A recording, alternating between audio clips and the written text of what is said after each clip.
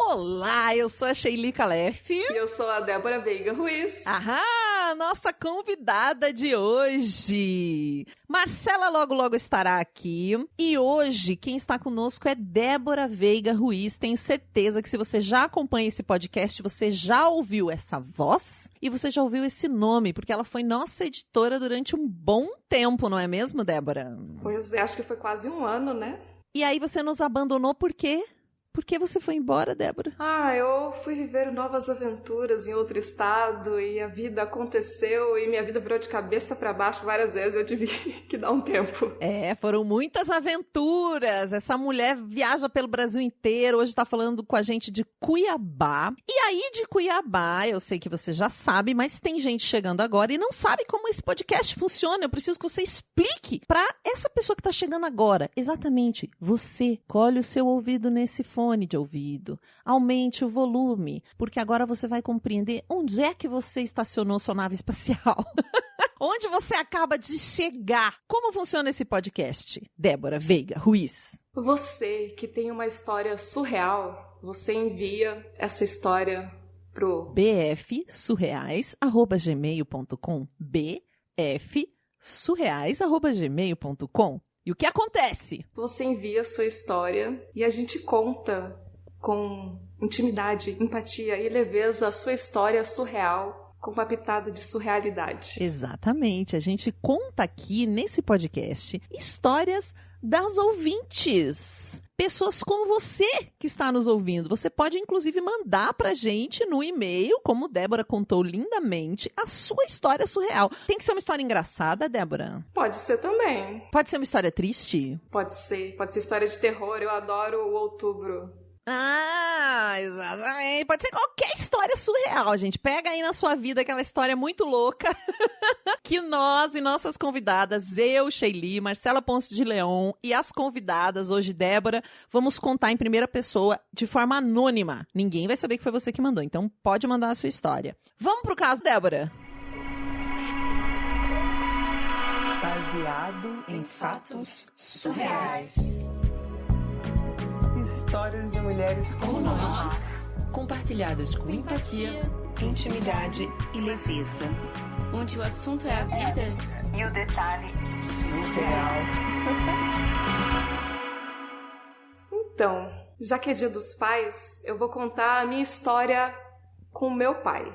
Falar sobre meu pai é sempre muito emocionante porque a gente tem uma relação diferente e também tem várias histórias engraçadas. Diferente do que se acontece normalmente, né, de uma relação de pai e filha, que normalmente o pai é aquele que faz o mínimo, né, ou quando rola alguma coisa é quem paga a pensão, ou quando a mãe não consegue botar ordem na casa, é o pai que dá a palavra final. Principalmente quando é em relação à filha menina, né?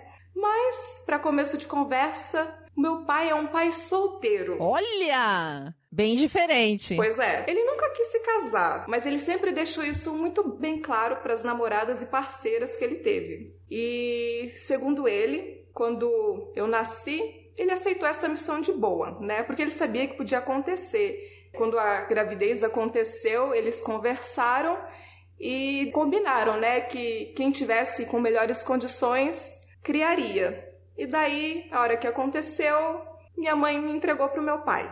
Então, eu cresci filha de um pai solteiro. Só pra eu entender aí, então era uma namorada que ele tinha, era uma moça que ele tava saindo, porque ele sempre deixou explícito pra todo mundo que ele não queria se casar, ele não queria um relacionamento sério, mas no momento que aconteceu, ele falou, assumo, chá comigo que eu resolvo essa parada. Isso aí, ele aceitou a missão. E daí, ele me deu, na verdade, a melhor mãe do mundo, que era a mãe dele, a minha avó. E é até engraçado, porque na real, eu demorei um tempo pra chamar meu pai de pai mesmo, né? Eu chamava ele de Má, e o meu avô eu chamava de pai José. Só que meu pai, ele dá risada, ele disse que nunca ligou pra isso, que era tranquilo ele dividir a paternidade com o pai dele, né? E o meu pai também, a gente sempre foi muito amigo. Ele foi sempre um baita amigo de verdade. E hoje ele tem 60 anos, né? Eu vou contar um pouquinho sobre ele. Ele tem 60 anos, eu tenho 32. E ele é um roqueirão, anarquista, ele faz música. Ele viveu na época de Woodstock e ele aprendeu a fazer artesanato na praça com os hippies, acredita em liberdade de expressão e na vida, e que haja sempre responsabilidade para nunca machucar as pessoas nas relações. E nunca se machucar, né? Sempre se respeitar. E a gente sempre conversou sobre tudo mesmo, e desde criança. Então, meu pai sempre me ensinou a falar. E essa coisa da responsabilidade de nunca machucar o outro foi uma coisa que ele sempre ressaltou. E foi com meu pai também, como ele era músico, que eu aprendi a ouvir música. E tem um disco que ele botava, quando eu era criança, botava pra eu dormir, o Anton Hurt Mother. Ele botava pra eu dormir, e até hoje, quando eu escuto esse álbum, eu fico calma quando eu ouço. É uma memória afetiva muito forte que eu tenho dele. Ele também me ensinou a tocar baixo. Então é um pai realmente diferente do padrão que a gente conhece. Um pai muito amigo, que assumiu a paternidade, que dividia a paternidade com seu avô. Eu acho que isso é uma coisa que acontece muito, né? Acho que eu tive um pai mais parecido com o pai que você relatou no começo. E não sei se eu conheço um pai assim. Eu tô imaginando esse pai, mas de todas as pessoas que convivem comigo, eu não conheço ninguém que tenha um pai assim, do jeito que você tá falando. Pois é. E é até engraçado, porque pra mim, como eu cresci com esse pai diferente, nessa família diferente, pra mim isso sempre foi o normal. E eu fui começar a entender que o padrão mesmo, né, é diferente quando eu fui conhecendo os pais de amigas, como eles se relacionavam, como muitas vezes nem conversavam dentro de casa, e tinha essa relação de você obedecer ao pai. E eu nunca obedeci meu pai. Tipo, quando a gente conversava sobre isso, ele me falava: você não tem que me obedecer, você tem que me respeitar, assim como eu te respeito. Então, sempre foi uma relação muito diferente mesmo do padrão. E como ele viveu nessa época de Woodstock, a gente sempre conversou muito de tudo: sexo, drogas e rock and roll e família. De tudo mesmo que a gente conversava. Tudo. E uma história curiosa sobre isso. Uma vez ele me chamou para conversar, eu tinha 10 anos. E ele me contou que tinha 2 namoradas. Chegou bem assim: então, Fia, eu tô namorando com 2 mulheres diferentes. O que você acha? Opa! Ele foi meio pedir sua autorização. Ao contrário, né?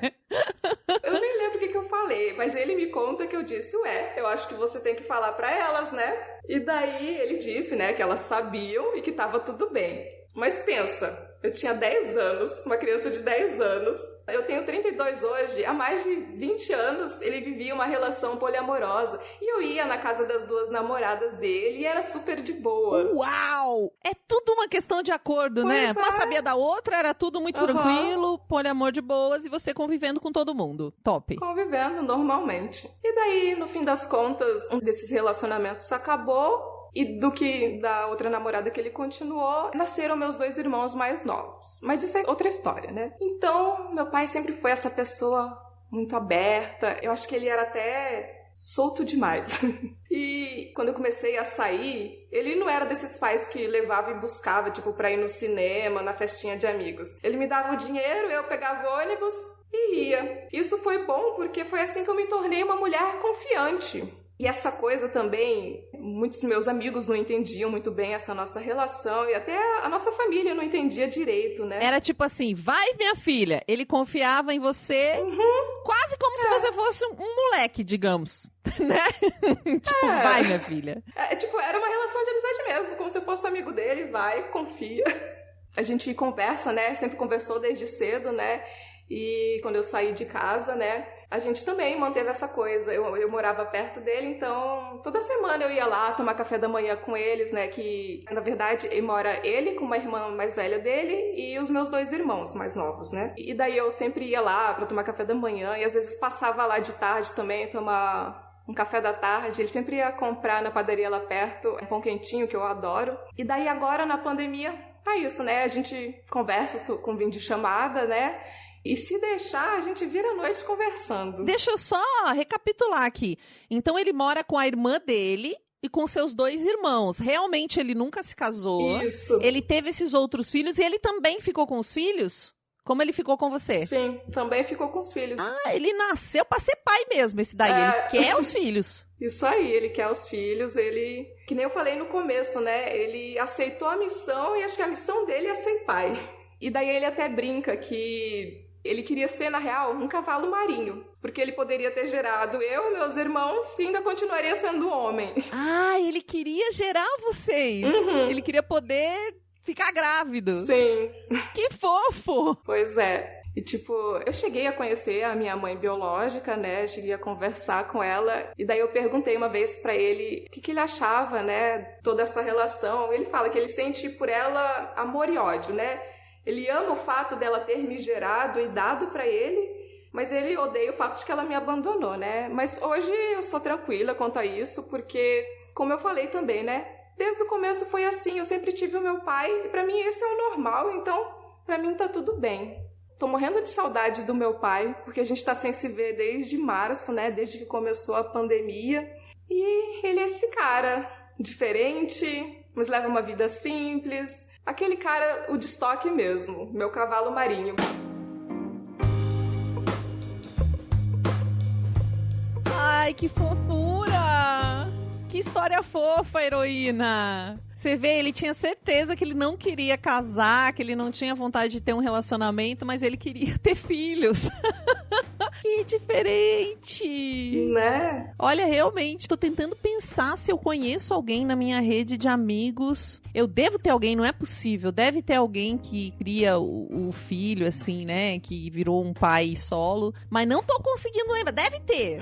Se tem, não tô conseguindo me lembrar. Nossa, me fez pensar muito na minha família, nas pessoas que eu conheço. Como foi pra você contar essa história, Débora? Ai, foi tão legal, gente. Eu sempre quis participar, né? Eu sempre editava. Eu já mandei uma história, inclusive foi você que contou a minha história. Mas não diremos qual é, hein, gente? É segredo, vocês nunca saberão. Não diremos segredo. Foi alguma das que a Shirley contou. É legal, né? Tipo, eu já tive do lado de editar, já editei a minha história e agora estou aqui contando. Adorei a experiência. Ai, que bom. E como a gente tá fazendo essa gravação no Agosto Surreal, nós estamos transmitindo ao vivo essa gravação. E eu quero ler um comentário que apareceu mais de uma vez aqui, que a sua voz é linda. Olha que legal você poder ter um feedback da audiência em tempo real no podcast, gente. É uma voz linda, realmente. Obrigada, gente. Olha, nesse Dia dos Pais é muito estranho, porque eu não tenho uma relação muito boa com meu pai. É uma relação muito distante. Desde que ele e minha mãe se separaram de um jeito meio sabe? Assim, quando... Uhum. Ele tem uma forma de lidar com a vida, uma cultura muito diferente da minha. Eu me dou com a minha mãe, mas não me dou muito com ele. É um estilo de pensar a vida, de interagir com as pessoas que não é parecido com o meu. Então a gente mais se estressa se a gente tiver que interagir do que se dar bem. Mas eu decidi fazer uma homenagem pra ele de Dia dos Pais. Acho que eu nunca fiz isso. Eles já devem estar separados há uns 10 anos. E eu tenho uma colega minha que faz vídeos como personagens. Ela é atriz, ela tem vários personagens, assim. E ela tem um personagem que é um cara meio antigo, no estilão do meu pai, assim, de um pensamento mais conservador, o personagem dela. E aí esse personagem fez o vídeo, gente, mandei pra ele, ele falou que ele chorou de emoção. Porque acho que é isso, o que falta pra gente é uma ponte. Eu gosto de conversar com pessoas diferentes, mas aí também eu não quero como amigos íntimos, sabe? E eu realmente vejo meu pai como um ser humano. Eu não gosto de fazer coisas porque é obrigação. Ai, você tem que amar seu pai, você tem que conversar com seu pai. Ah, mas é aniversário. Eu não gosto, eu vou me relacionar com quem é uma coisa honesta. Eu não quero uma obrigação de me relacionar porque ele é meu pai. Se a gente se der bem, muito que bem, né? Ele tem muitas qualidades. E aí eu consegui achar essa ponte através de um personagem que é interpretado por uma mulher, mas ela faz esse cara que é muito estilo do meu pai. Então, quando eu vi o personagem, eu falei, gente... E aí foi tipo um telegrama animado, digamos assim, né? É um vídeo animado. E ele gostou muito. Então, foi um jeito de eu me aproximar do meu pai, já que a gente é tão diferente, tão diferente. Mesmo eu tendo herdado muita coisa dele. Você herdou coisas de seu pai, Débora? Então, eu também me identifiquei com a sua história, porque meus pais também se separaram quando eu tinha 12 anos e também aquela coisa, tipo, pagava pensão, ia visitar a gente, eu e minha irmã, né, eu tenho uma irmã mais nova, de vez em nunca. E, tipo, hoje, basicamente, a nossa relação é de mandar bom dia todo dia no WhatsApp. Mas, né, aquela coisa, também muitos pensamentos diferentes. Eu, na real, prefiro não tentar interagir tanto pra não passar raiva, sabe? Sei, é pior que eu sei.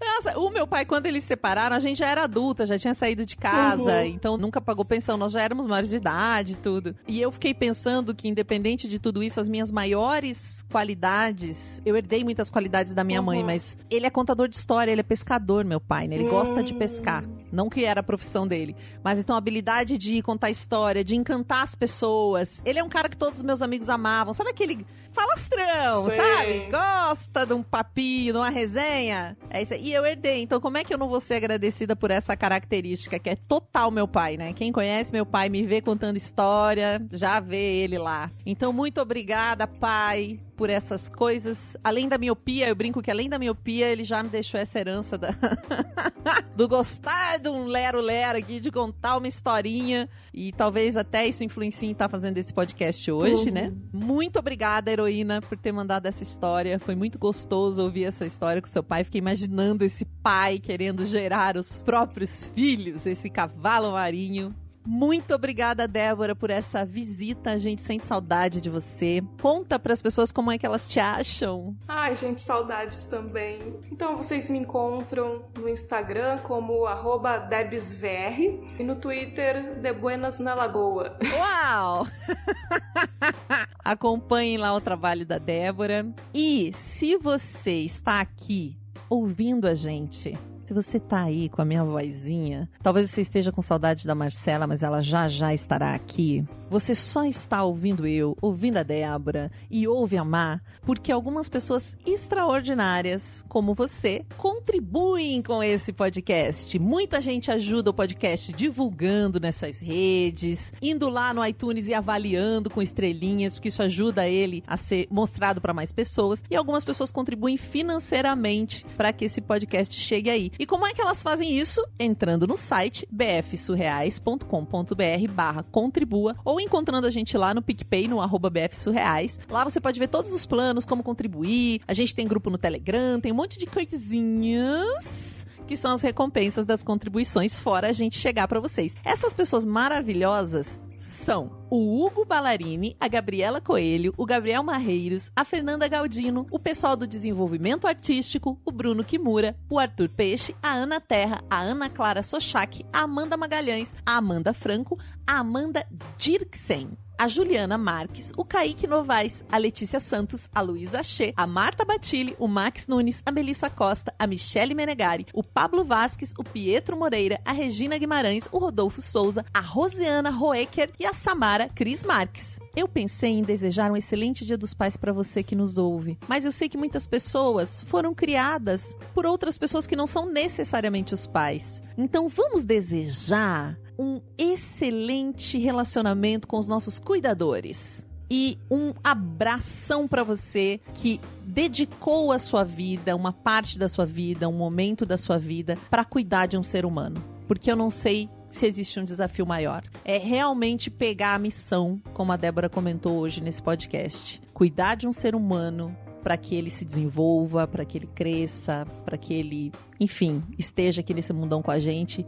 É uma missão que não é simples e não é para os fracos. Então, parabéns a você que aceitou essa missão e até o próximo Caso Surreal.